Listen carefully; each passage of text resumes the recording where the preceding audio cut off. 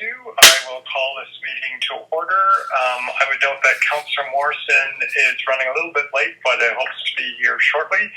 And next I will call on Councillor Halliwell to provide a territorial acknowledgement. Thank you very much, Chair. Council wishes to acknowledge the traditional territory of the Lekwungen-speaking people, the Songhees and Kwasapsan people on whose lands we work, learn, live, and play. Thank you, Councillor Halliwell. Are there any late items tonight? No late items? Okay, I will seek approval of the agenda.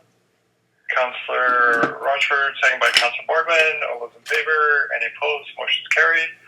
We have adoption of minutes. I'll see if we can do them both. We've got the special committee of the whole on May 27th and the committee of the whole on May 13th. Any edits, changes, errors? No.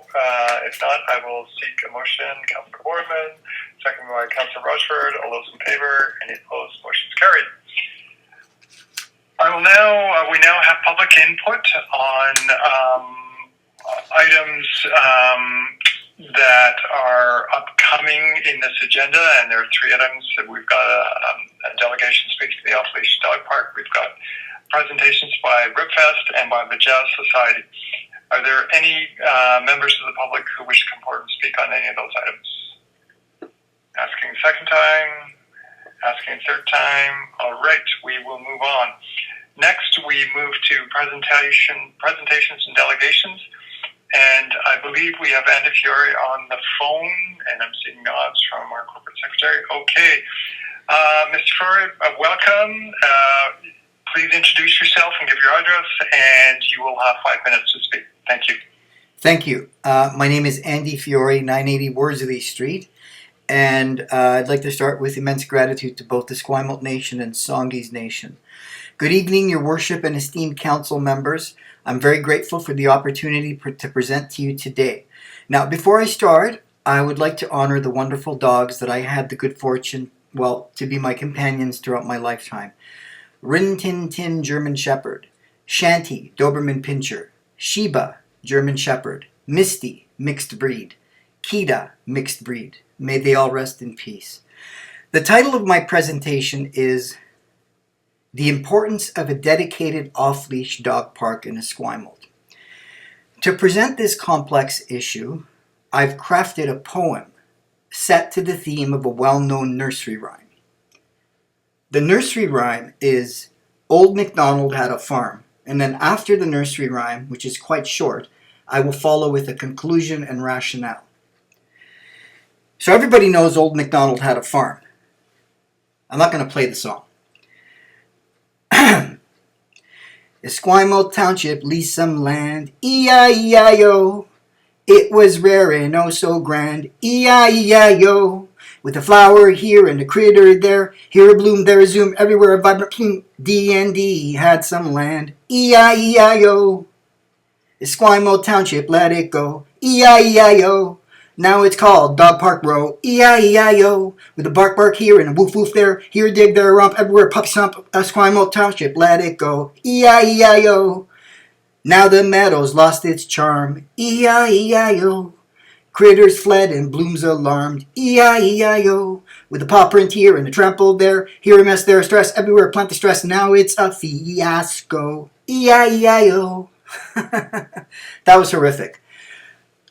Okay, so the conclusion is, before initiating such a complex and time-consuming project, I think I have 3 phases. Phase 1 is read the 200-page report by Environment Canada and Climate Change Canada on how off-leash dogs, particularly at Macaulay Point Park, Fleming Beach, with the historic military site, affect negatively both the rare maritime meadow, and I guess there's some semblance of a migratory bird sanctuary somewhere in there, but I don't know where it is exactly.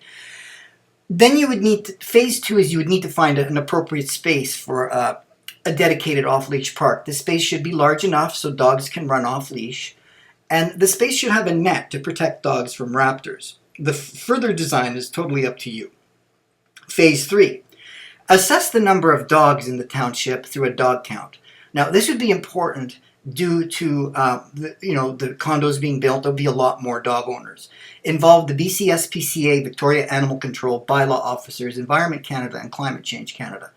The rationale: a dedicated dog park would not only protect children and families that have been traumatized by dogs, but it would also foster a happy, healthy, and harmonious community for both dog owners and non-dog owners.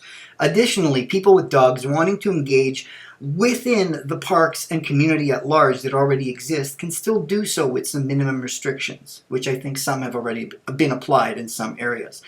And finally, and most importantly, the biodiversity of our beautiful region will be preserved for many decades to come, and biologists can continue to do the important work they do by monitoring the water birds, the plants, and insects that foster a healthy ecosystem for generations to come.